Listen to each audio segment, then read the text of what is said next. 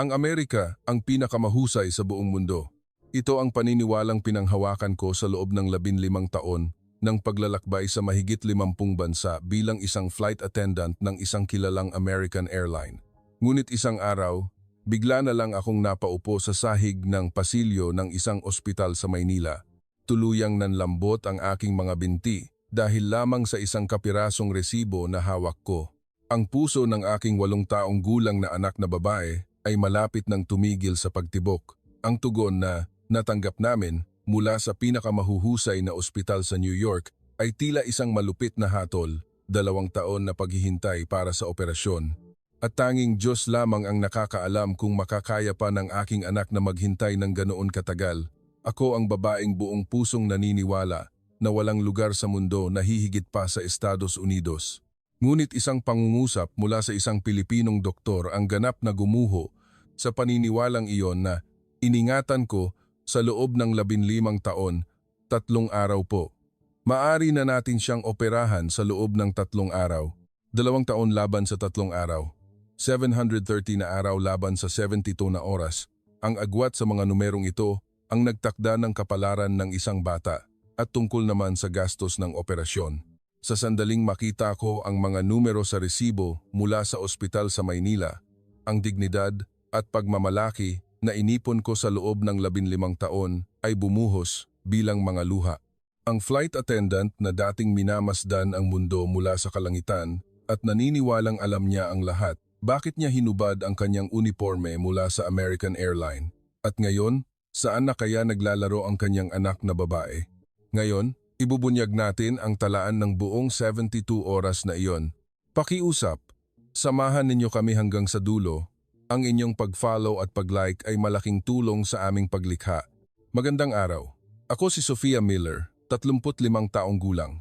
Ipinanganak at lumaki ako sa New York City at nagtrabaho bilang flight attendant sa isang American airline sa loob ng 15 taon. Nakapaglakbay na ako sa mahigit 50 bansa. Ang mga skyscraper ng New York, ang ginintuang disyerto ng Dubai o ang mga neon lights ng Tokyo lahat ay nasaksihan na ng aking mga mata. Ngunit sa tuwing lumalapag ang eroplano sa JFK Airport, iisa lang ang laging nasa isip ko, Amerika pa rin ang pinakamahusay. Pagmamataas ba ito? Hindi. Para sa akin, ito ay isang katotohanang kinikilala ng lahat. Ang Amerika ang may pinakamalaking ekonomiya sa mundo. Ang sistema ng kalusugan nito ay itinuturing na pinakaabante at hindi na kailangang pag-usapan pa ang pamantayan ng edukasyon. Isang lipunang malaya, isang subway system na laging nasa oras at pambihirang kaligtasan. Palagi kong iniisip na ang maipanganak sa bansang ito ay parang pagtama sa jackpot sa buhay. Naniwala rin ako na ang aking anak, si Emma, ay nakatanggap din ng ganoong swerte. Si Emma ay 8 taong gulang, isang batang babae na may blonde na buhok at asul na mga mata, isang tunay na imahe ng isang batang Amerikano. Isa akong single mother. Naghiwalay kami ng ama ni Emma noong 2 taong gulang pa lamang siya. Hindi mahalaga ang dahilan ng aming diborsyo. Ang mahalaga ay mag-isa kong pinalaki si Emma mula noon. Hindi ito naging madali. Ang schedule ng isang flight attendant ay hindi regular, may mga flight sa madaling araw, hating gabi at kailangang mag-adjust sa iba't ibang time zones. Ang aking ina ang palaging tumutulong sa akin. Madalas, kailangang pumasok ni Emma sa paaralan habang ako ay lumilipad sa kalawakan ng London. Sa kabila nito, ginawa ko ang lahat ng aking makakaya. Nais kong ibigay ang pinakamaganda para kay Emma. Kaya naman, ipinasok ko siya sa International School New York. Ang tuition fee ay humigit kumulang labang $40,000 bawat taon o halos 2,300,000 piso. Napakamahal, ngunit kaya kong bayaran dahil maganda ang sahod ng isang flight attendant sa isang American airline, lalo na kung may 15 taong karanasan. Si Emma ay isang masayahing bata, mahal ng kanyang mga kaibigan sa paaralan at magaling sa klase, lalo na sa matematika. Sinabi minsan ng kanyang guro na may pambihirang kakayahan si Emma sa lohikal na pag-iisip. Lihim akong napangiti. Siyempre, anak ko yan. Ngunit noong nakaraang tagsibol, nagsimulang magkaroon ng mga kakaibang pangyayari. Madalas nang mapagod si Emma. Pag-uwi mula sa paaralan, agad siyang hihiga sa sofa. Noong una, Inakala kong dahil lang ito sa kanyang paglaki. Dahil noong bata ako, mahilig din akong matulog. Ngunit lumala nang lumala ang kanyang kalagayan. Kaunting takbo lang sa PE class, hingal na siya, namumutla ang kanyang mukha at nangingitim ang kanyang mga labi. Isang araw, nakatanggap ako ng tawag mula sa kanyang guro. Mrs. Sofia, hinimatay po si Emma sa playground kanina. Sa tingin ko po ay dapat ninyo siyang dalhin sa ospital. Noong mga sandaling iyon, ako ay nasa eroplano, pabalik ng New York mula sa London. Agad akong nakaramdam ng kaba nang marinig ang balita sa telepono ng eroplano. Pagkalapag ko, dumiretso ako agad sa ospital. 1 linggo ang inabot bago lumabas ang resulta ng pagsusuri. Maaring tumpak ang sistema ng medikal sa Amerika, ngunit komplikado at matagal ang mga proseso. Sa loob ng 1 linggong iyon, halos hindi ako makatulog. Kinansela ko ang lahat ng aking flight. Sabi ni Emma, ayos lang siya, marahil ay walang dapat ikabahala, ngunit mayroon akong masamang kutob. Ito siguro ang tinatawag na instinct ng isang ina. Ang doktor na namamahala sa Pediatric Cardiology Department ng New York Presbyterian Hospital ay si Professor Miller. Kapareho ko siya ng apelido, isang pagkakataon na para bang tadhana. Itinuro ni Professor Miller ang monitor at dahan-dahang ipinaliwanag. Si Emma ay may isang uri ng congenital heart defect na tinatawag na tetralogy of Fallot sa isang komplikadong anyo. Karaniwan, natutuklasan ito agad pagkapanganak, ngunit sa kaso ni Emma, hindi gaanong malala ang mga sintomas kaya't hindi ito napansin noon. Hindi ko naintindihan ang mga medikal na termino kaya nagtanong ako, gaano po ito kalala? Nanahimik sandali si Professor Miller. Ang kanyang pananahimik ang naging sagot. Kailangan siyang operahan. Ito ay isang operasyon upang itama ang depekto sa puso. Mataas naman ang success rate, nasa 95% pataas. Nakahinga ako ng maluwag. Ang 95% ay halos 100% na. Ngunit ang sumunod niyang sinabi ang halos nagpabagsak sa akin. Pero sa ngayon po, napakahaba ng listahan ng mga batang naghihintay para sa operasyon sa puso sa aming ospital. Sa kaso ni Emma, hindi ito itinuturing na emergency, kaya kailangan siyang isama sa regular na waiting list na tinatayang aabuti ng 18 hanggang 14 na buwan, 18 hanggang 12 na buwan, 1.5 hanggang 2 taon. Halos hindi ako makapaniwala sa narinig ko. Ang Amerika, ang pinaka-perpektong bansa, hahayaan ang isang 8 taong gulang na bata na maghintay ng operasyon sa puso sa loob ng 2 taon.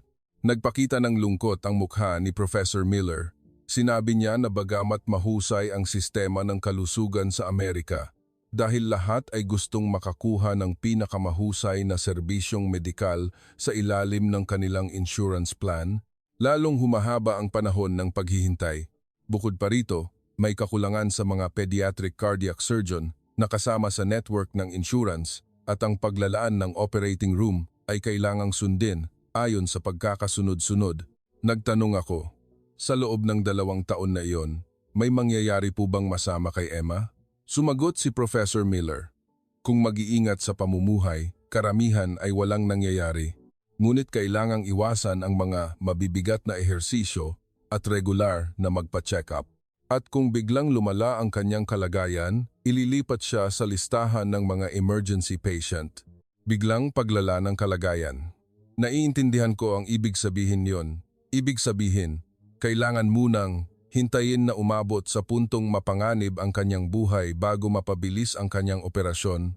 Anong klaseng sistema ng kalusugan ito? Umuwi ako at umiyak buong gabi. Tulog na si Emma. Tinitigan ko ang payapa niyang natutulog na mukha at naisip, kakayanin ba talaga ng batang ito na maghintay ng 2 taon?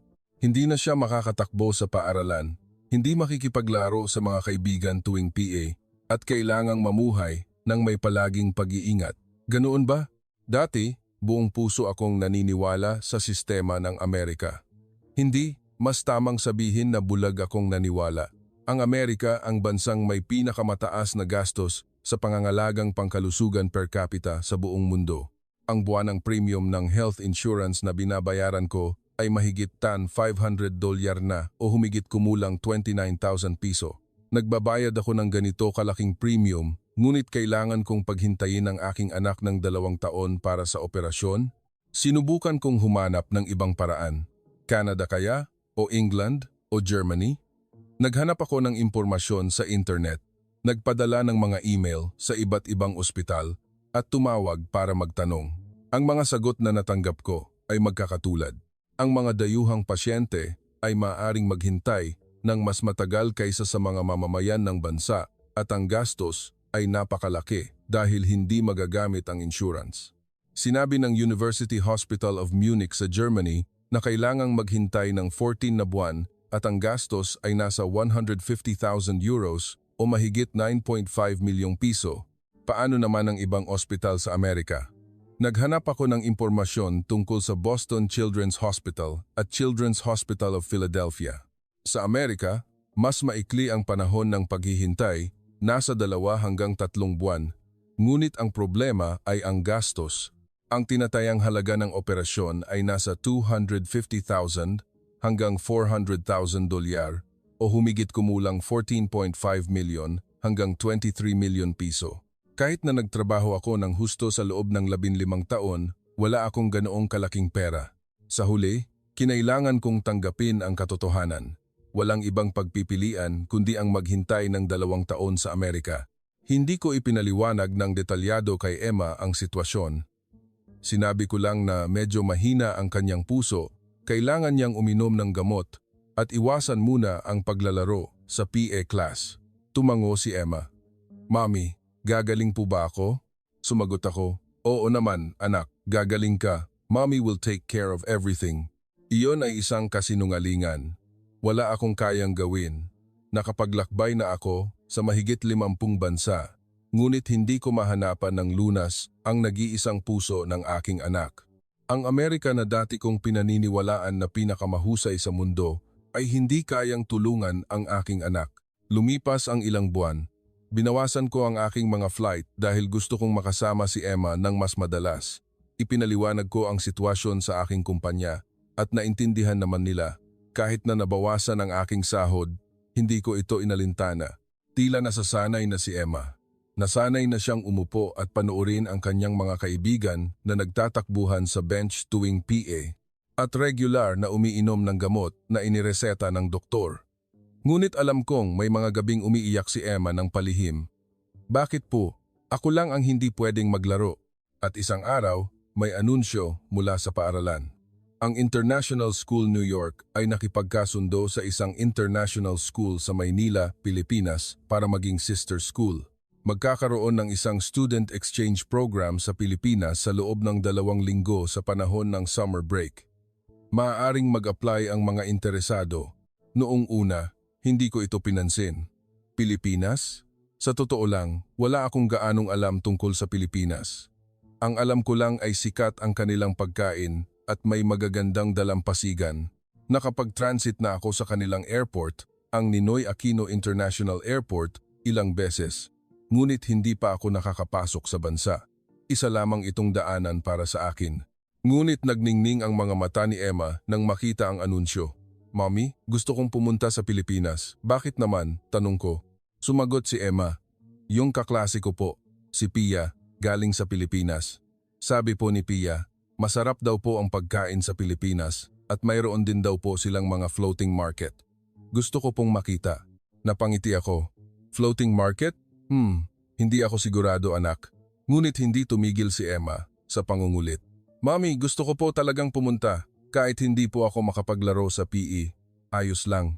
Gusto ko lang po talagang pumunta sa Pilipinas. Kumain ng masasarap na pagkain." Nag-alangan ako. Sa kalagayan ni Emma, maaari ba siyang maglakbay sa ibang bansa?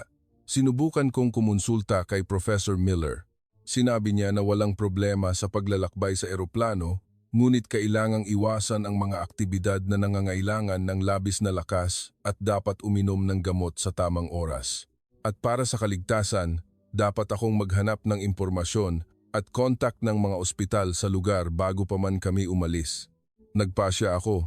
Sige na nga, dahil gusto ni Emma at sa totoo lang, gusto ko ring magbago ng hangin.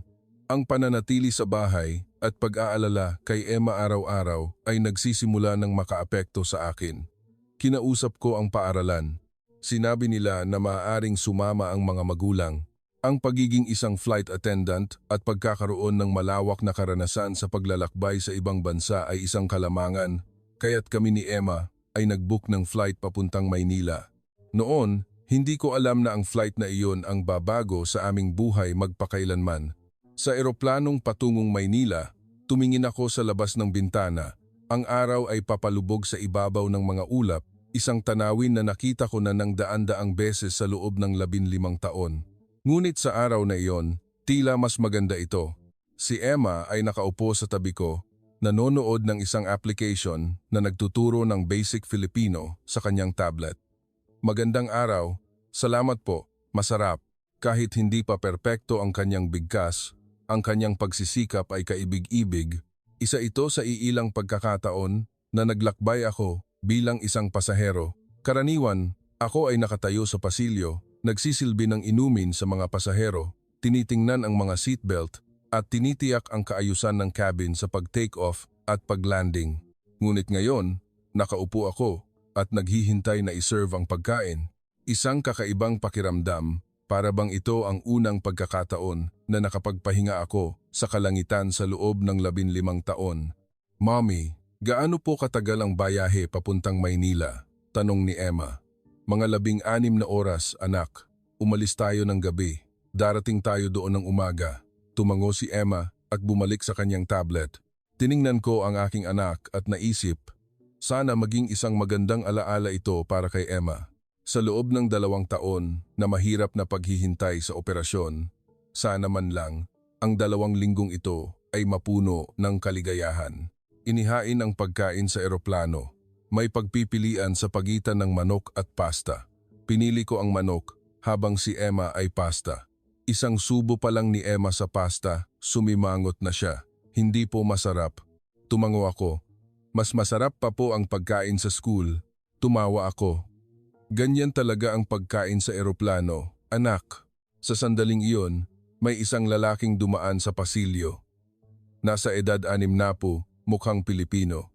Nakasuot siya ng suit at may ID ng isang ospital na nakasabit sa kanyang leeg. Sinulyapan ko ito at nabasa ang mga letrang nakasulat sa Ingles. St. Luke's Medical Center, Pediatric Cardiac Surgery. Biglang bumilis ang tibok ng aking puso. Pediatric Cardiac Surgery? Hindi ko na malayang napatitig ako sa lalaki. Marahil ay naramdaman niya ang aking pagtingin kaya't lumingon siya. Nagtama ang aming mga mata. Mabilis akong yumuko dahil naramdaman kong bastos ang aking ginawa. Ngunit ang lalaki ang unang bumati sa Ingles. Are you a flight attendant for an American airline? Nagulat ako. Paano niyo po nalaman? Ngumiti ang lalaki. Nakita ko po ang tag ng American Airlines sa inyong bag. Ako po ay pauwi na rin mula sa isang conference sa New York. Ganoon po ba? Para bang may nag-udyok sa akin. Isang pagkakataon na parang itinakda ng tadhana. Isang pediatric cardiac surgeon na nakaupo sa tabi ko. Inabutan ako ng lalaki ng kanyang business card. Nakasulat dito, Dr. Jose Reyes, St. Luke's Medical Center, Professor, Pediatric Cardiac Surgery. Conference po? Tanong ko. Opo. May conference ang European Society of Pediatric Cardiology sa New York. Nag-present po ako ng research doon. Sa sandaling iyon, nagpasya ako. Kailangan kong magtanong. Ito na ang tadhana. Kung hindi po nakakaabala, maaari po ba akong magtanong tungkol sa isang bagay? Tumango si Dr. Reyes. Kaya't nagsalita ako ng maingat. Ang anak ko po kasi may problema sa puso. Sinabi po ng doktor na congenital heart defect, tetralogy of Fallot, sa isang komplikadong anyo. Naging seryoso ang mukha ni Dr. Reyes. Ganoon ba? Gaano na po katagal mula nang ma-diagnose? Mga 6 na buwan na po, na-diagnose po sa New York Presbyterian Hospital. At mayroon na po bang petsa para sa operasyon? Bumuntong hininga ako. Iyon na nga po ang problema. Napakahaba po ng pila. Kailangan naming maghintay ng 11 hanggang 14 na buwan. Nanlaki ang mga mata ni Dr. Reyes. 24 na buwan? Ganoon katagal? Opo. Kahit na maganda ang sistema ng kalusugan sa Amerika, napakatagal po ng paghihintay. Sabi po nila, kulang ang mga pediatric cardiac surgeon sa network ng insurance. Nag-isip sandali si Dr. Reyes at nagsalita. Hindi ko pa po alam ang mga detalye ng diagnosis kaya hindi pa ako makapagsabi ng marami. Pero sa Pilipinas, hindi po ganoon katagal ang paghihintay. Natuwa ako. Gaano po katagal? Depende po sa kaso. Pero karaniwan, nasa 2 linggo hanggang 1 buwan lang po. Kung emergency, mas mabilis pa. 2 linggo hanggang 1 buwan? Halos hindi ako makapaniwala. Sa Amerika, 24 na buwan, pero sa Pilipinas, 1 buwan lang? Sa totoo lang, kalahati lang ang paniniwala ko. Ganoon ba talaga kataas ang pamantayan ng medisina sa Pilipinas? Mas mataas pa sa Amerika? Nakapaglakbay na ako sa mahigit 50 bansa. Ngunit wala pa akong nakitang bansa na may mas mahusay na sistema ng kalusugan kaysa sa Amerika. Marahil ay nabasa ni Dr. Reyes ang aking pagdududa kaya ngumiti siya at nagsalita. Naiintindihan ko po ang inyong pag-aalinlangan. Kapag nagpupunta ako sa mga conference sa ibang bansa at binabanggit ko ang sistema ng kalusugan sa Pilipinas, ganyan din po ang reaksyon ng lahat. Pero totoo po ito. Ang Pilipinas ay isa sa mga bansang may pinakamahusay na access sa serbisyong medikal sa buong mundo. Mayroon kaming mahusay na universal healthcare system na nagpapabilis sa proseso at nagpapababa ng gastos. Pati po ang gastos ay hindi mahal? Opo. Sa kaso ng operasyon sa puso ng bata sa Pilipinas, ang gastos ay nasa humigit kumulang, depende po sa kaso, pero nasa 1 milyon hanggang 1.5 milyong piso po. Para sa mga dayuhan na walang insurance, maaaring mas mataas ng kaunti, ngunit mas mura pa rin po ng malaki kaysa sa Amerika o Europa. Nalito ako. Sa Amerika, ang tinatayang gastos ay $210,050 o halos 145 milyong piso, pero sa Pilipinas, nasa 1.5 milyon piso lang? At bakit po napakamura sa Pilipinas? Mas mababa po ba ang kalidad ng paggamot? Tumawa si Dr. Reyes. Hindi po. World-class po ang aming standard. Kung titingnan ang statistics ng World Health Organization, mataas ang antas ng medical infrastructure, bilang ng mga tauhan at teknolohiyang medikal ng Pilipinas. Ang dahilan kung bakit mas mura ay dahil sa pagkakaiba ng sistema. Sineseryoso ng Pilipinas ang medical tourism at maraming pribadong ospital ang nagkakaroon ng kompetisyon sa serbisyo at presyo. Kaya mas makatwiran ang gastos kumpara sa mga ospital na nakatuon sa kita sa Amerika. Gulong-gulo ang isip ko. Ang paniniwalang pinanghawakan ko sa loob ng 15 taon ay nagsimulang gumuho. Dati, naniniwala akong Amerika ang pinakamahusay. Ang sistema ng kalusugan ng Amerika ang pinakamaganda sa mundo. Pero mas maganda pala ang sa Pilipinas. Nagsalita si Dr. Reyes ng maingat. Hindi po ako makapagbigay ng masyadong payo dahil hindi ko pa naman nasusuri ang pasyente. Pero kung nandito na rin lang po kayo sa Pilipinas, bakit hindi ninyo subukang kumonsulta? Hindi lang sa ospital ko, marami pang magagaling na pediatric heart centers sa Maynila tulad ng Makati Medical Center at Philippine Heart Center. Lahat po iyan ay may world-class standards. Tumango ako. Salamat po. Pag-iisipan ko po. Sa totoo lang, hindi ko pa ito sineseryoso noon. Inisip ko na baka isa lang siyang doktor na nagkataong nakilala ko at pinupuri lang ang sarili niyang bansa. Tulad ko na naniniwalang Amerika ang pinakamahusay, lumalapag ang eroplano sa Ninoy Aquino International Airport ng 9 ng umaga. Ang panahon sa Hulyo sa Pilipinas ay mainit at maalinsangan, ibang-iba sa malamig na tag-araw ng New York. May bus ng paaralan na naghihintay sa amin sa airport. Sumakay kami, kasama ang iba pang mag-aaral at magulang mula sa International School New York. Si Emma ay tuwang-tuwa habang nakatingin sa labas ng bintana. Ang mga karatula sa wikang Filipino, matataas na gusali at malalawak na kalsada ay ibang-iba sa New York. Nang makarating kami sa sentro ng Maynila, nagsimula akong mamangha. Mas malinis at moderno ito kaysa sa inaasahan ko. Sa totoo lang, inakala ko noon na ang Pilipinas ay isang medyo hindi pa gaanong maunlad na bansa, isang developing country sa Asia. Alam ko na may malalaking kumpanya sila tulad ng San Miguel o Ayala, ngunit inisip ko na hindi ito maikukumpara sa mga developed countries tulad ng Amerika o Germany. Ngunit ang Maynila, partikular na ang Bonifacio Global City, ay ibang-iba sa aking inaasahan. Ang mga skyscraper ay nakahanay, malinis ang mga kalsada, at tila mas episyente ang sistema ng transportasyon kaysa sa New York. Ang bawat gusali ay moderno, may mga pedestrian lane at malinis na mga pasilidad.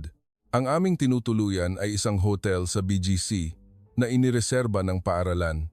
Pagkatapos mag-check-in at pumasok sa kwarto, sumigaw si Emma, "Mommy, ang ganda dito. Maluwag at malinis ang kwarto." Mula sa bintana, tanaw ang cityscape ng Maynila. Tumalon si Emma at nagpagulong-gulong sa kama. Bigla siyang huminto. "Mommy, pagod po ako." Nagsimula akong mag-alala. Kahit na iniisip kong dahil lang ito sa mahabang biyahe, palagi akong nag-aalala sa kalusugan ni Emma. "Magpahinga ka muna anak. Wala namang schedule ngayong araw." Mabilis na nakatulog si Emma. Tumingin ako sa labas ng bintana at naisip ko ang mga sinabi ni Dr. Reyes. Sa Pilipinas, pwedeng operahan sa loob ng 2 linggo hanggang 1 buwan. Totoo kaya iyon? Kung totoo, paano? Umiling ako. Hindi siguro. Baka pinalalabas niya lang na mas maganda. Paano naman mangyayari na mas magaling ang Pilipinas kaysa sa Amerika? Imposible. Ngunit sa kabila nito, hindi ko itinapon ang kanyang business card. Itinago ko ito sa aking pitaka. Noon, hindi ko inakala na ang business card na iyon ang magiging daan para sa buhay ni Emma. Kinabukasan, nagsimula na ang exchange program.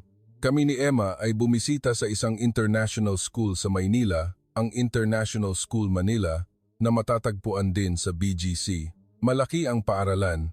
Ang unang impression ko pa lang, pagpasok sa gate ay kakaiba na. Karamihan sa mga paaralan sa Amerika ay luma at may klasikong dating, ngunit ang paaralang ito ay moderno at malinis. Ang mga pader ay salamin, malawak ang damuhan, at may mga modernong palaruan. Nagningning ang mga mata ni Emma. "Mommy, ang ganda po dito." Ang gurong nag-guide sa amin ay si Miss Santos, isang babae na nasa mid-30s at matatas magsalita ng Ingles. "Welcome po. Ngayong araw, mararanasan ninyo ang buhay sa aming paaralan. Makikita ninyo ang aming mga klase at sabay-sabay tayong manananghalian." Nang marinig ang salitang pananghalian, natuwa si Emma. Marahil ay naalala niya ang mga kwento ng kanyang kaibigan na si Pia. Sa umaga, nag-observe kami ng mga klase. Pumasok kami sa isang classroom ng grade 3, kaparehong baitang ni Emma. Ang mga batang Pilipino ay tumingin sa amin ng may kuryosidad. Ipinakilala kami ng guro sa Ingles. Ngayong araw, may mga bago tayong kaibigan mula sa Amerika na makakasama natin. Kumaway ang mga bata. Nahihiyang ngumiti si Emma at kumaway pabalik. Ang nilalaman ng pagtuturo, sa totoo lang, ay hindi gaanong naiiba sa Amerika. Napanood ko ang klase sa matematika at Ingles at halos pareho lang ang pamantayan. Ngunit may isang bagay na nakakagulat, ang saloobin ng mga bata. Napakasipag nilang mag-aral. Ang mga batang Amerikano ay masasabing may konsentrasyon, ngunit tila mas masipag pa ang mga batang Pilipino. Para bang ayaw nilang makaligtaan kahit isang salita mula sa kanilang guro. At dumating na ang oras ng pananghalian. Pumunta kami sa cafeteria. Hindi ako masyadong umasa. Gaano nga ba kasarap ang pagkain sa eskwelahan? Ang tanghalian sa International School sa New York ay maituturing ng maganda. Gumagamit sila ng mga organic na sangkap. May nutritionist na nag-aayos ng menu at may mga pagpipilian para sa mga vegetarian. Siyempre, hindi ito libre. Ang bawat meal ay nagkakahalaga ng mga $5 o halos 870 piso. Pagpasok sa cafeteria, ang unang napansin ko ay ang laki nito. Malawak ang espasyo, kayang maglaman ng daan-daang tao. Ang mga mesa ay malinis at maayos na nakahanay. At nang lumapit ako sa counter ng pagkain, natigilan ako. Pagkain ba talaga ito ng eskwelahan? Sa counter, nakahain ang iba't ibang uri ng pagkain. May kanin, isang uri ng malinaw na sabaw, sinigang, at 4 hanggang 5 uri ng ulam.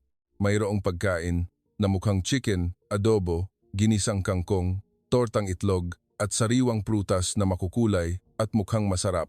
Parang pagkain sa isang restaurant. Bulong ni Emma. "Mommy, pagkain po ba talaga ito ng school?" "Oo, anak. Mukha nga. Pumila kami para kumuha ng pagkain. Hindi self-service, may mga staff na naglalagay ng pagkain sa tamang sukat. Tinanong pa nila kung gaano karaming kanin ang gusto namin. Kaunting kanin lang po o na normal? Sabi ko, normal po. Inilagay ang kanin sa tray, sinundan ng mga ulam, at sa huli, ang sabaw. Ang tray ay puno ng masasarap na pagkain. Humanap kami ng upuan at sinubukan ang pagkain. Nagulat ako sa unang subo. Masarap, talagang masarap. Ang adobo ay malasa at malambot, ang ginisang kangkong ay malutong at ang torta ay malambot. Sinubukan din ni Emma at sinabing masarap din. Mommy, mas masarap po ito kaysa sa pagkain sa school sa New York. Kailangan kong sumang-ayon. Sa totoo lang, kung lasa lang ang pag-uusapan, mas masarap ang pagkain dito kaysa sa tanghalian sa paaralan sa New York. At ang mas nakakagulat pa ay ang presyo. Tinanong ko si Miss Santos, kailangan po bang bayaran ng mga estudyante ang tanghalian na ito? Ngumiti si Miss Santos at sumagot, hindi po. Kasama na po iyan sa tuition fee. Kasama sa tuition fee? Sa New York, kailangan naming magbayad ng halos 900 piso bawat meal, pero dito, kasama na sa tuition fee at ganito pa kasarap at karami ang pagkain?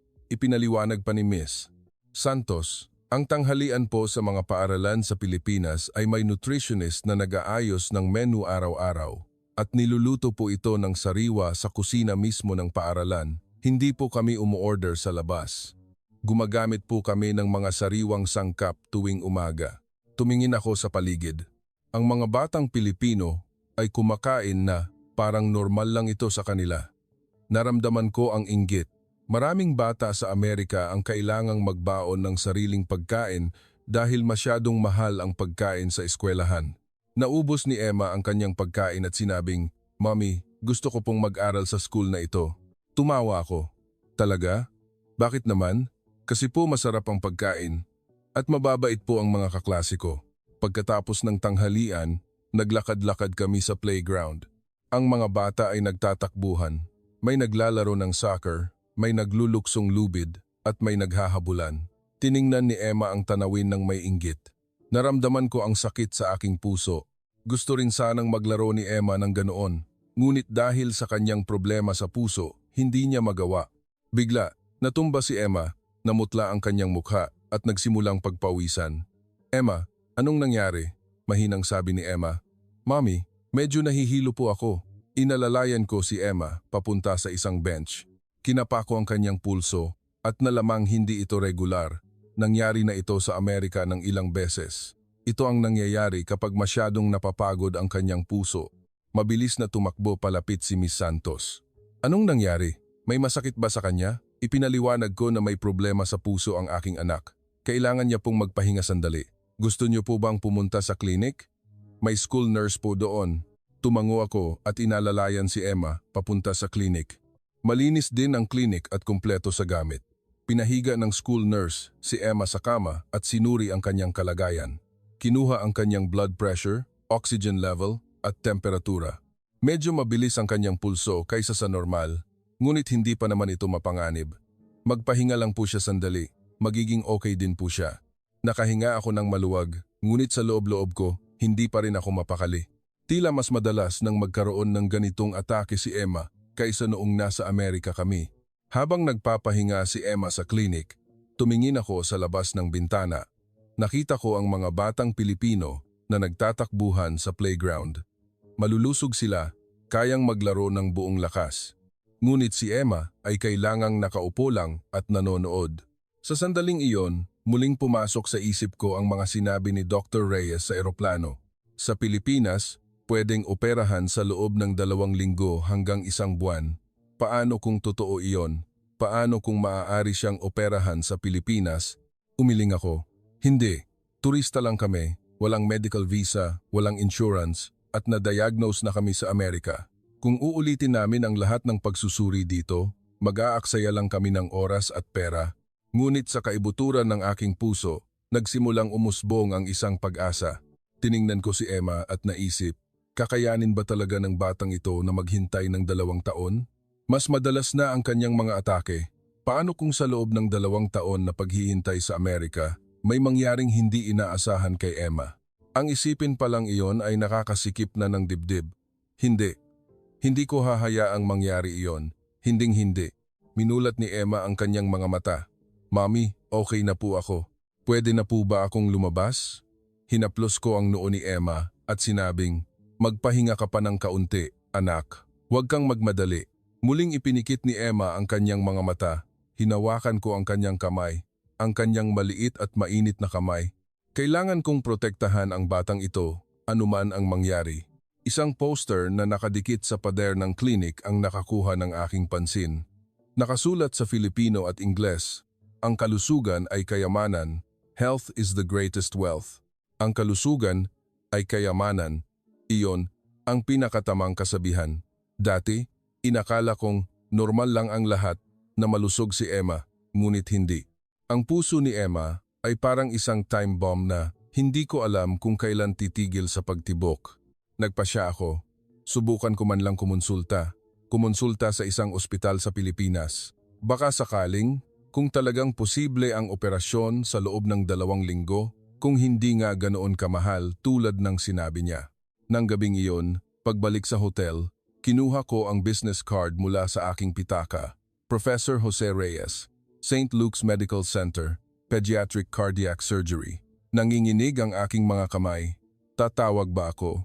Kung kumonsulta ako at sa huli ay hindi rin pala pwede, mas lalo lang akong madidismaya. Ngunit para kay Emma, kailangan kong subukan kahit isang beses.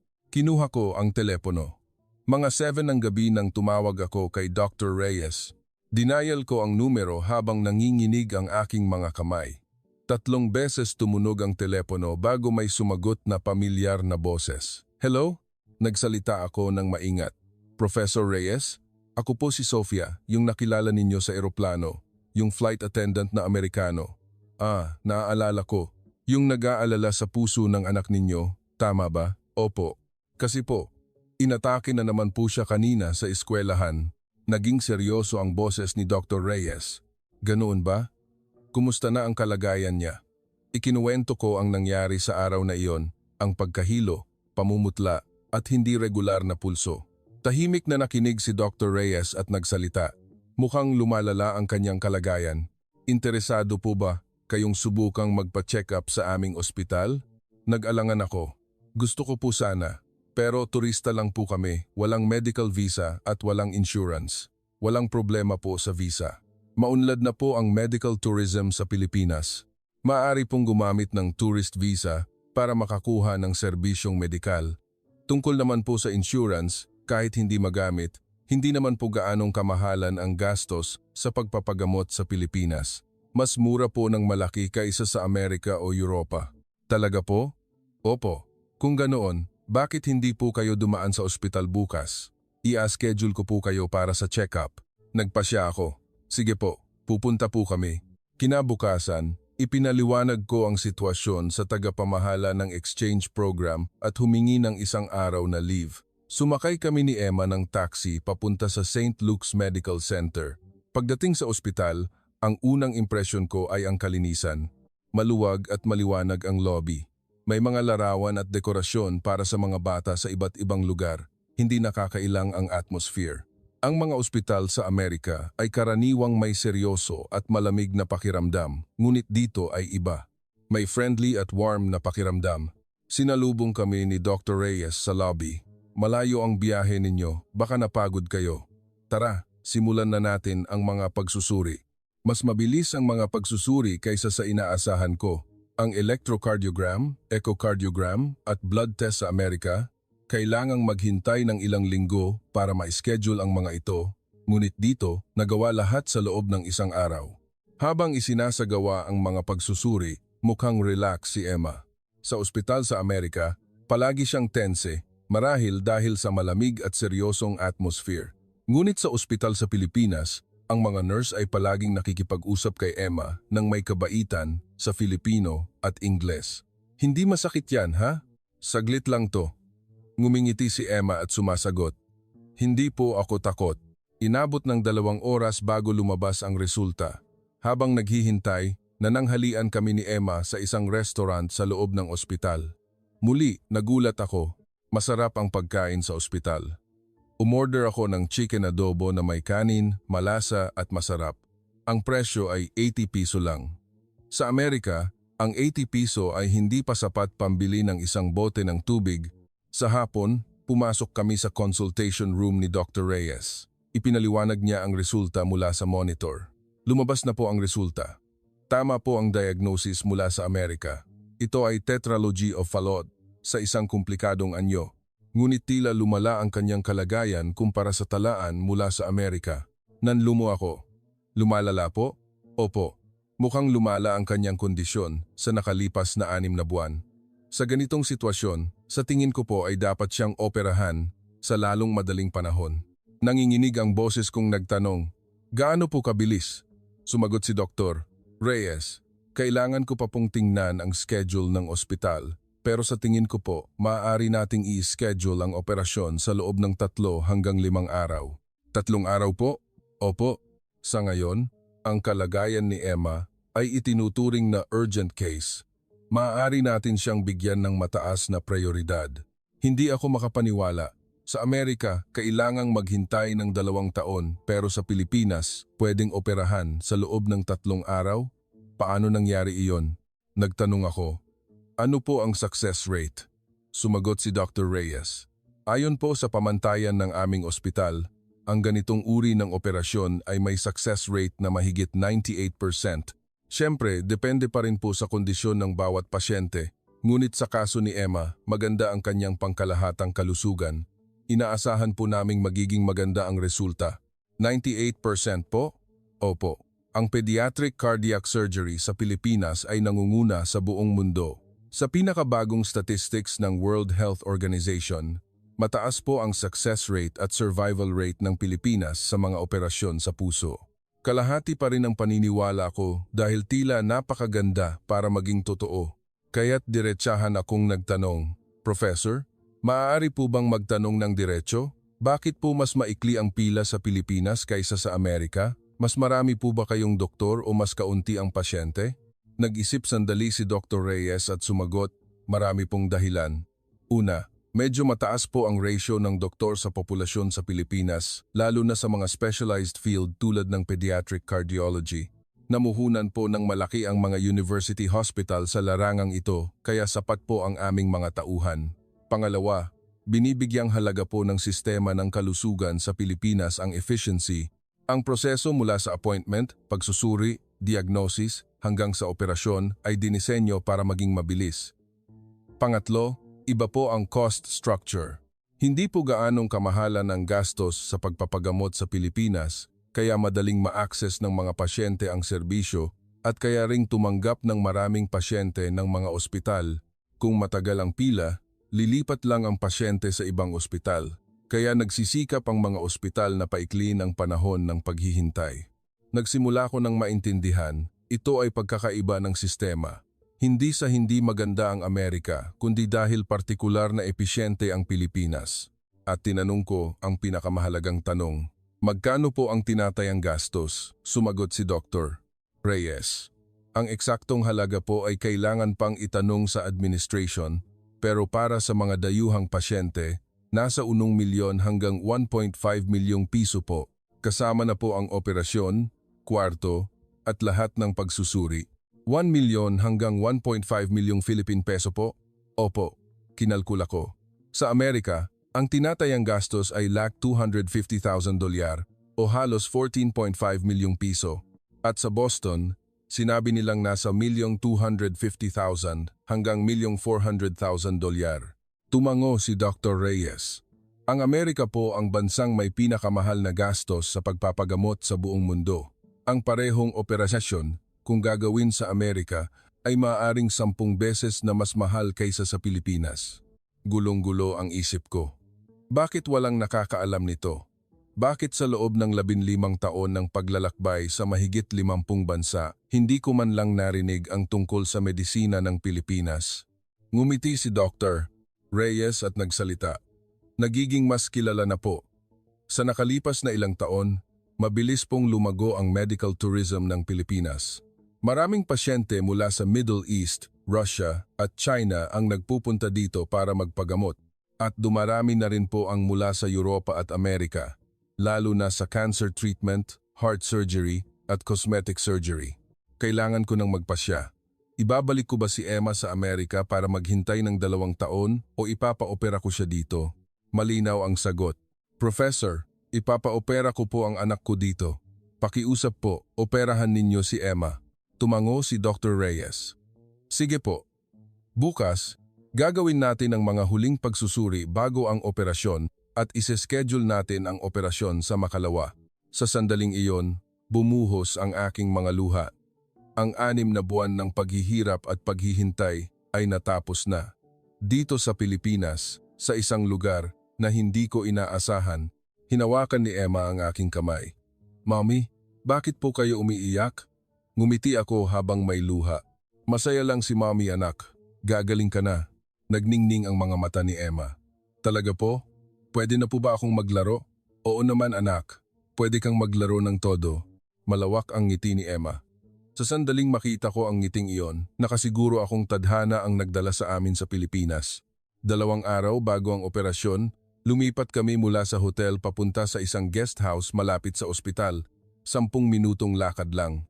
Ito ay isang tirahan para sa mga pamilya ng mga dayuhang pasyente. Hindi mahal at malinis ang mga pasilidad. Ang bayad sa kwarto ay nasa 2,500 piso bawat gabi. Sa guest house, may mga tao mula sa iba't ibang bansa. Bukod sa akin, may mag-asawang Ruso, isang lola at apong babae mula sa China at isang pamilya mula sa Kazakhstan. Lahat sila ay nagpunta sa Pilipinas para sa serbisyong medikal. Nakausap ko ang mag-asawang Ruso. Ang pangalan ng lalaki ay Alexei at ang asawa ay Natalia. Ang kanilang anak na lalaki ay nakikipaglaban sa leukemia, isang sakit na mahirap gamutin sa Russia. Kaya't nagpunta sila dito. Ikinuwento ni Alexei, sa Russia, kailangan naming maghintay ng 6 na buwan pero malala na ang kalagayan ng aming anak. Naghanap kami ng impormasyon tungkol sa mga ospital sa Pilipinas sa internet at nalaman naming maaari kaming magsimula ng paggamot sa loob ng 2 linggo. Kaya't nagpasya kaming pumunta agad. Kumusta naman po ang resulta ng paggamot? Tanong ko. Malawak na ngumiti si Alexei. Napakaganda po. Malaki ang ipinagbago ng aming anak. Magagaling at maalaga ang mga doktor dito. Dagdag ni Natalia, at mas mura po kaysa sa inaasahan namin sa Russia. At ang pinakamahalaga, napakabait ng mga doktor dito. Ipinaliliwanag nila ang kalagayan sa amin araw-araw at sinasagot ang lahat ng aming tanong ng detalyado. Ang kanilang mga sinabi ay nagbigay sa akin ng kapanatagan at tiwala sa aking desisyon. Gabi bago ang operasyon, hindi ako makatulog. Si Emma ay payapang natutulog sa tabi ko. Tiningnan ko ang mukha ng aking anak at nanalangin. Sana maging matagumpay ang operasyon. Sana maging ligtas si Emma. Tumawag ako sa aking ina sa Amerika. Nag-aalala siya. Talaga bang sa Pilipinas mo siya ipapaopera? Hindi ba mas ligtas sa ospital sa Amerika? Ipinaliwanag ko. Ma, sa Amerika, kailangan naming maghintay ng 2 taon. Baka hindi na kayanin ni Emma. Pero sa Pilipinas, pwedeng operahan sa loob ng 3 araw at 98% ang success rate. Bumuntong hininga ang aking ina. Kung iyan ang desisyon mo anak, magtitiwala ako sa iyo. Alagaan mo si Emma. Bumuhos ang aking mga luha. Opo ma, ibabalik ko si Emma na malusog. Umaga ng operasyon, pumunta kami sa ospital. Ipinaliwanag ni Dr. Reyes ang huling mga hakbang. Ang operasyon ay tinatayang tatagal ng 4 hanggang 5 oras. Bubuksan natin ang puso para ayusin ang depekto at gawing normal ang daloy ng dugo. Pagkatapos magising mula sa anesthesia, kailangan siyang obserbahan sa ICU ng 1 hanggang 2 araw. Kapag stable na ang kanyang kondisyon, ililipat na siya sa regular na recovery room. Nanginginig ang boses kong nagtanong, mayroon po bang panganib? Sumagot si Dr. Reyes. Lahat po ng operasyon ay may panganib. Ngunit ang aming team ay may karanasan sa daan-daang ganitong uri ng operasyon at matagumpay naman. Gagawin po namin ang lahat ng aming makakaya. Nagbihis si Emma ng surgical gown. Ang kanyang maliit na katawan sa damit ng ospital ay mukhang napakarupok. Niyakap ko si Emma ng mahigpit. Emma, matutulog ka lang sandali anak. Paggising mo, ayos na ang lahat. Huwag kang matakot. Tumango si Emma. Hindi po ako takot, Mami.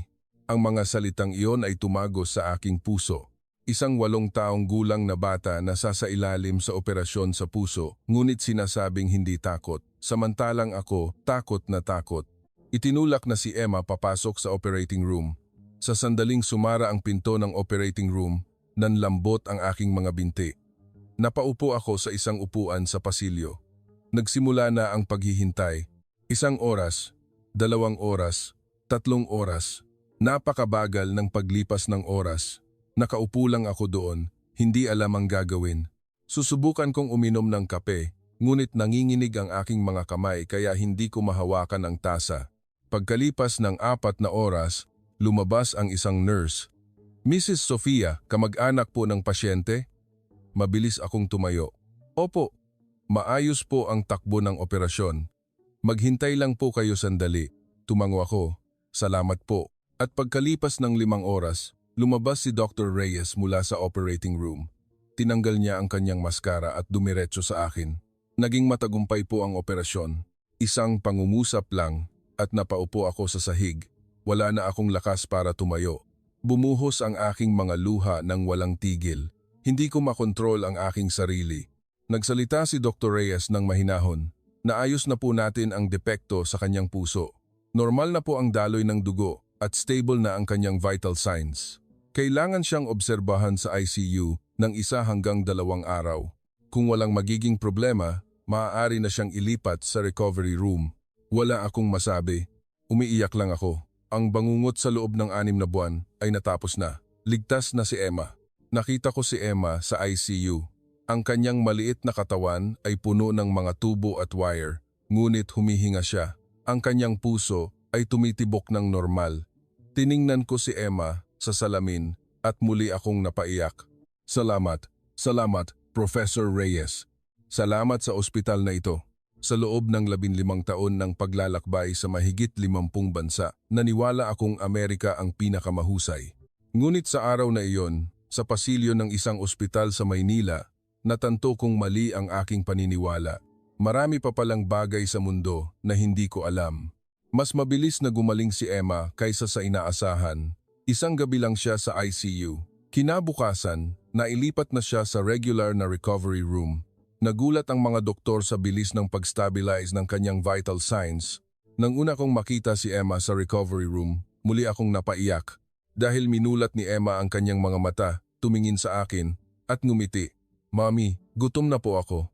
Ang mga salitang iyon ay nagpatawa sa akin. Gutom? 1 araw pa lang mula ng operahan, gutom na agad? Isang matatag na bata si Emma. Inihain ang pagkain ng ospital lugaw at 2 hanggang 3 uri ng ulam, ngunit naubos ni Emma ang lahat. Sabi niya, masarap. Habang kumakain ako sa tabi niya, naramdaman kong masarap nga. Hindi ka pani-paniwala na masarap ang pagkain sa ospital. Pumasok ang isang nurse para suriin ang kalagayan ni Emma. May sinabi siya sa Filipino. Pagkatapos ay isinalin ito sa Ingles para sa akin. Napakaganda po ng kondisyon ni Emma. Kung magpapatuloy po ito, mga 1 linggo pa po, pwede na siyang umuwi.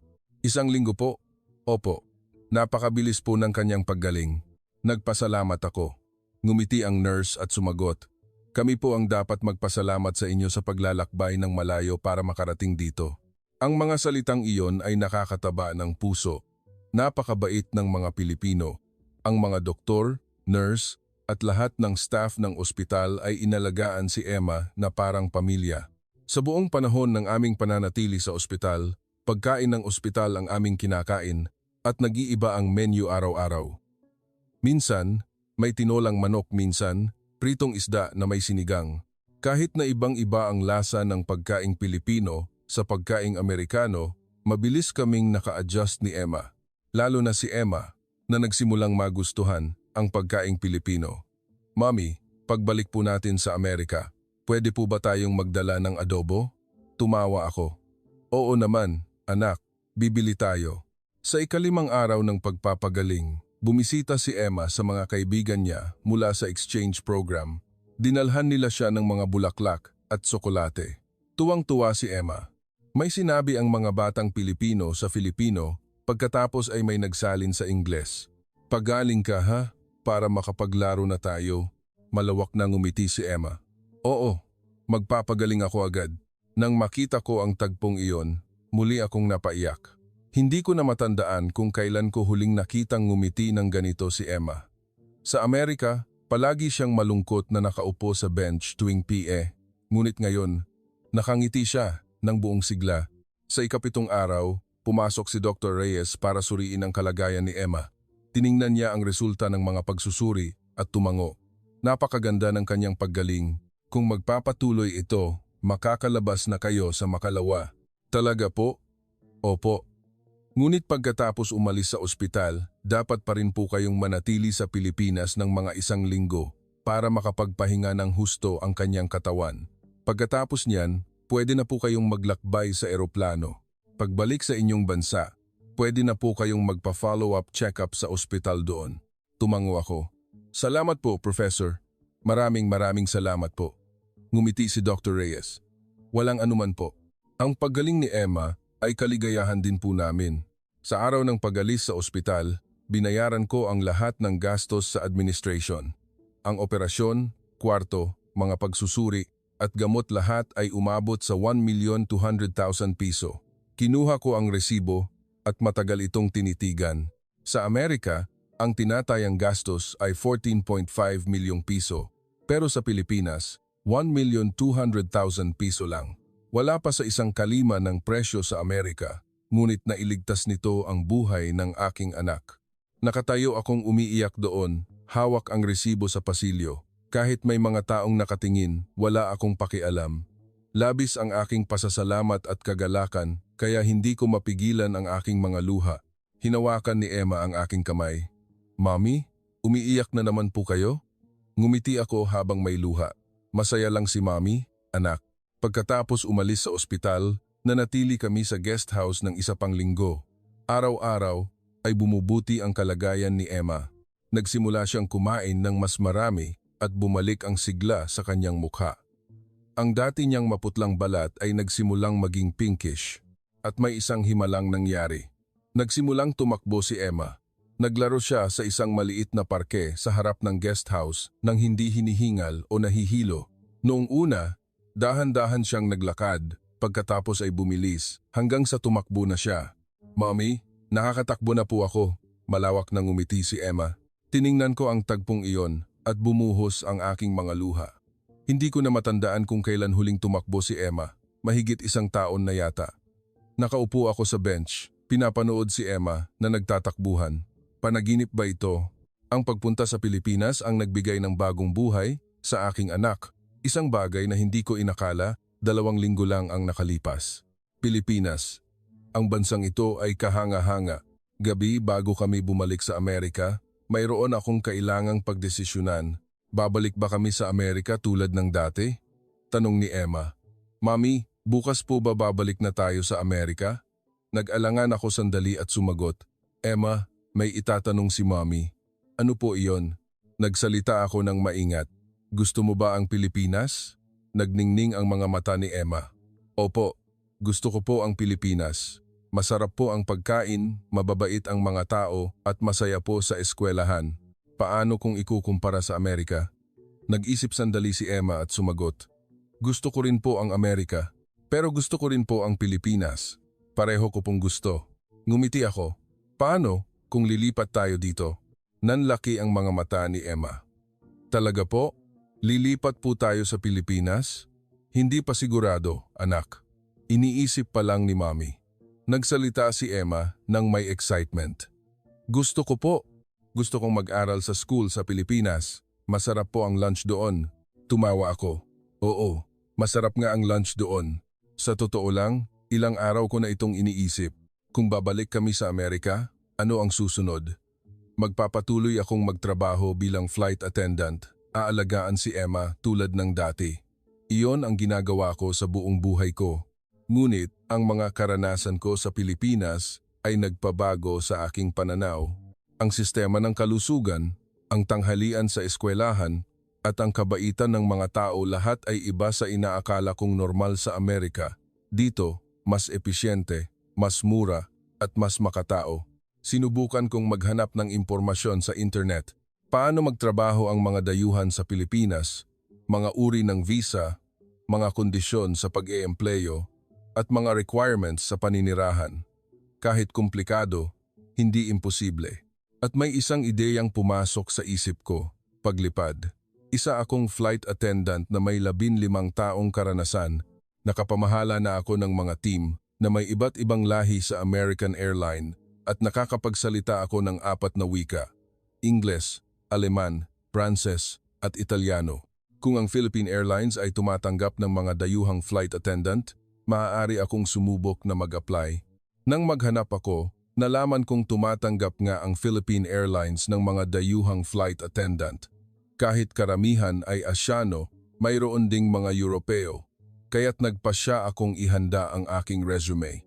Sa flight pabalik sa Amerika, nagplano ako.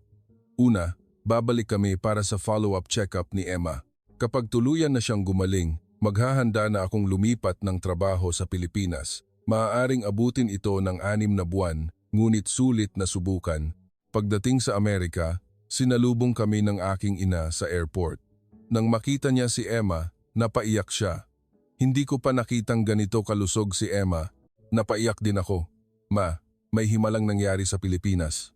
Nagpa-follow-up check-up kami sa New York Presbyterian Hospital. Tiningnan ni Professor Miller ang resulta at nagulat. Nagpa-opera kayo sa Pilipinas? Opo, sa St. Luke's Medical Center po. Tumango si Professor Miller. Napakaganda ng operasyon, naayos lahat at napakaganda ng resulta. Nagtanong ako, Professor, maaari po bang magtanong ng diretso? Anong antas po ang medisina ng Pilipinas? Nag-isip sandali si Professor Miller at sumagot. Nasa nangungunang antas po sa mundo, lalo na sa cardiac surgery, cancer treatment, at organ transplantation, kapantay po o maaaring mas mataas pa sa Amerika o Europa. Ang mabilis na pag-unlad ng medisina sa Pilipinas ay kilala po sa medical community. Bakit hindi ko po ito alam? Bakit ninyo po ako pinaghintay ng 2 taon pero hindi ninyo sinabi na may pagpipilian sa Pilipinas? Medyo nalungkot ang mukha ni Professor Miller. Hindi po kami maaaring magrekomenda ng mga ospital sa ibang bansa. May mga legal at liability issues po. Maliban na lang kung ang pasyente mismo ang maghahanap ng impormasyon. Naintindihan ko. Ito ay limitasyon ng sistema.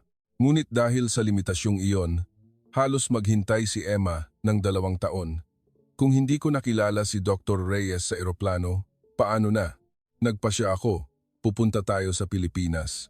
Gagawa tayo ng mas magandang kapaligiran para kay Emma. Sa sumunod na 6 na buwan, naghanda ako. Nagpadala ako ng resume sa Philippine Airlines at na-interview sa pamamagitan ng video call.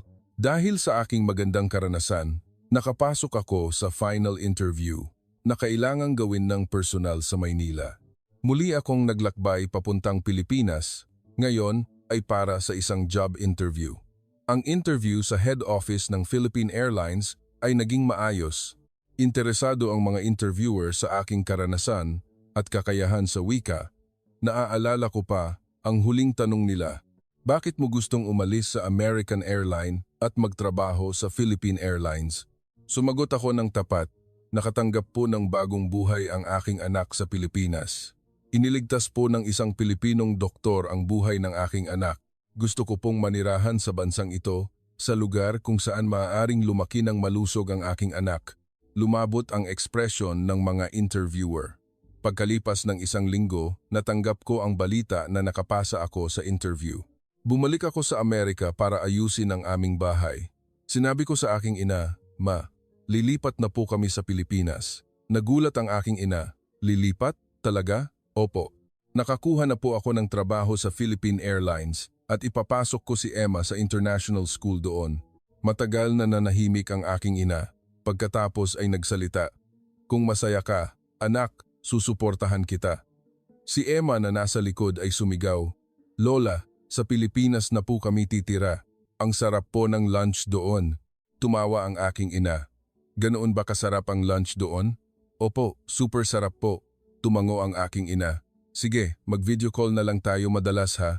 Nang dumating ang araw ng aming paglipat, paglapag sa Ninoy Aquino International Airport, napakaganda ng langit. Ang taglagas sa Pilipinas ay tunay na maganda. isang malumanay at mainit na ganda, iba sa mga kabundukan ng Alps sa Switzerland. Kami ni Emma ay lumipat sa isang maliit na apartment sa BGC. Nakatanggap kami ng suporta sa pabahay mula sa Philippine Airlines, kaya nabawasan ang aming gastos. Pumasok si Emma sa international school na malapit lang, ang parehong paaralan na binisita namin sa exchange program. Sa unang araw niya sa paaralan, nanginginig ang boses niyang sinabi, "Mami, maaalala po kaya ako ng mga kaibigan ko?" "Oo naman, anak. Noong may sakit ka sa ospital, binisita ka nila, di ba?" Hinatid ko si Emma sa harap ng paaralan. Isang batang Pilipino ang tumakbo palapit. Nang makita si Emma, malawak siyang ngumiti at kumaway. "Hi, Emma." Ngumiti si Emma at kumaway pabalik. "Hello." Nang makita ko ang tagpong iyon, bumuhos ang aking mga luha. Ang larawan ni Emma na bumabati sa kanyang kaibigan at sabay na pumapasok sa gate ng paaralan ay isang ordinaryong tanawin, ngunit para sa akin, isa itong himala. Pag-uwi ni Emma mula sa paaralan, masaya siyang nagkwento. "Mami, nakapaglaro po ako sa PE." Kanina? Talaga anak?" "Opo, naglaro po kami ng soccer. Sumipa po ako ng bola." Niyakap ko si Emma nang mahigpit. "Ang galing naman, anak." Nagpatuloy si Emma at kumain po kami ng lunch. Chicken adobo po kanina. Ang sarap. Ngumiti ako. "Masarap ba? Mabuti naman." Ako naman, nagsimula na akong magtrabaho sa Philippine Airlines. Noong una, nahirapan akong mag-adjust dahil halos hindi pa ako marunong mag-Filipino. Ngunit tinulungan ako ng aking mga katrabaho. Dahan-dahan, nagsimula akong mag-aral ng Filipino. Lumipas ang ilang buwan at kami ni Emma ay nagsimula ng masanay sa buhay sa Pilipinas. Mabilis na natuto si Emma ng Filipino. Totoo ngang mabilis matuto ng wika ang mga bata. Kapag nakikita ko siyang nakikipag-usap sa kanyang mga kaibigan sa paaralan sa wikang Filipino, nakakatuwa. Naglalakbay ako sa iba't ibang bansa habang nagtatrabaho. Dati, suot ko ang uniforme ng American Airline, ngunit ngayon, uniforme na ng Philippine Airlines. Sabi ng aking mga katrabaho, bagay daw sa akin ang kulay lila ng uniforme. Minsan, nakakapunta ako sa Amerika. Sa tuwing lumalapag ang eroplano sa JFK Airport, bumabalik ang mga alaala. Doon ako ipinanganak at lumaki. Ngunit ngayon, bumabalik ako bilang isang bisita. Sa tuwing nakikita ko ang aking ina, palagi siyang nagtatanong, "Kumusta ang buhay sa Pilipinas?" Sumasagot ako, "Okay po ma, sobrang okay po." Si Emma? Masaya po, si Emma. Gusto niya ang kanyang paaralan, marami siyang kaibigan. Ngumingiti ang aking ina. "Mabuti naman. Kung masaya ka, masaya na rin ako." Lumipas ang isang taon. Oras na para sa taunang check-up ni Emma sa St. Luke's Medical Center. Tiningnan ni Dr. Reyes ang resulta at sinabing, "Perpekto. Normal na ang paggana ng kanyang puso. Pwede na siyang mamuhay tulad ng ibang bata." Muli akong napaiyak. "Salamat po, Professor." Ngumiti si Dr. Reyes. "Ako po ang dapat magpasalamat." Ang makita si Emma na lumalaki ng malusog ay isang karangalan para sa akin. Paglabas sa ospital, sabi ni Emma, "Mami, ngayon po, tuluyan na akong gumaling?" "Oo anak, magaling ka na. Pwede na po ba akong tumakbo sa marathon?" Tumawa ako. "Lahat pwede mo nang gawin." Malawak na ngumiti si Emma. "Ang galing. Paglaki ko po, gusto kong maging doktor tulad ni Professor Reyes." Ang mga salitang iyon ay nagbigay sa akin ng matinding damdamin. Ang batang 1 taon lang ang nakalipas ay kailangang maghintay ng 2 taon para sa operasyon. Ngunit ngayon, sinasabing gusto niyang maging doktor. Binigyan ako at si Emma ng bagong buhay ng Pilipinas. Isang bansang hindi ko kilala noon. Sa loob ng 15 taon ng paglalakbay sa mahigit 50 bansa, nakilala ko ito dahil sa isang doktor na nakilala ko sa eroplano. At ngayon, ito na ang aming tahanan. Masaya ako sa panahong ito na naninirahan sa ilalim ng kalangitan ng Maynila, suot ang uniforme ng Philippine Airlines at kasama ang aking malusog na anak. Ano pa ang mahihiling ko? Minsan, naiisip ko, paano kung sa eroplanong iyon, hindi ko nakilala si Professor Reyes? Paano kung hindi sinabi ni Emma na gusto niyang magbakasyon sa Pilipinas? Naniniwala akong tadhana ito. Ang pagtatagpo namin ni Emma sa Pilipinas ay tadhana. At isa pa, hindi ko na iniisip na Amerika ang pinakamahusay. Natutunan ko na sa mundong ito, marami pang kahanga-hangang bansa na hindi ko kilala tulad ng Pilipinas. Umuwi si Emma mula sa paaralan at sinabing, "Mommy, ang lunch po namin kanina, pansit. Ang sarap po." Ngumiti ako at sumagot, "Talaga anak? Mabuti naman." Sa labas ng bintana, tanaw ko ang huling sinag ng araw sa Maynila. Ang mapulang kulay ay kumukulay sa kalangitan. Napakaganda. Bumulong ako sa aking sarili. Salamat, Pilipinas. Ito ang kwento ni Sofia, isang Amerikanang flight attendant, at ng kanyang anak na si Emma, ang katotohanang natuklasan ng isang eksperto sa paglipad na nakapaglakbay na sa mahigit 50 bansa sa loob ng 15 taon dito sa Pilipinas. 2 taong paghihintay sa Amerika, 3 araw sa Pilipinas, gastos na wala pa sa 1/5 at 98% success rate. Hinubad ni Sofia ang uniforme ng American Airline at piniling manatili sa Philippine Airlines. At si Emma, ngayon ay nagtatakbuhan kasama ang kanyang mga kaibigan sa isang international school sa Maynila. Ngumingiti siya araw-araw at sinasabing napakasarap ng tanghalian sa kanilang paaralan. Ang kwentong ito ay hindi lamang naglalayong sabihin na mahusay ang sistema ng kalusugan sa Pilipinas. Nais din nitong ipakita na marami pang bagay sa mundo na hindi natin alam. Ang mga bagay na dati nating pinaniniwalaan na normal ay maaaring hindi pala laging ganoon. Ayon sa mga statistics, ang Pilipinas ay isa sa mga nangungunang destinasyon para sa medical tourism sa buong mundo, pareho sa access sa serbisyo, success rate ng operasyon, at value for money. Bawat taon, daan-daang libong dayuhang pasyente ang naglalakbay papunta sa Pilipinas para magpagamot at marami pang iba, tulad ni Sofia, na natuklasan ang Pilipinas nang hindi sinasadya at marami sa kanila ang piniling manatili sa Pilipinas. Kung nagustuhan ninyo ang video na ito, pakiusap, mag-subscribe at i-like.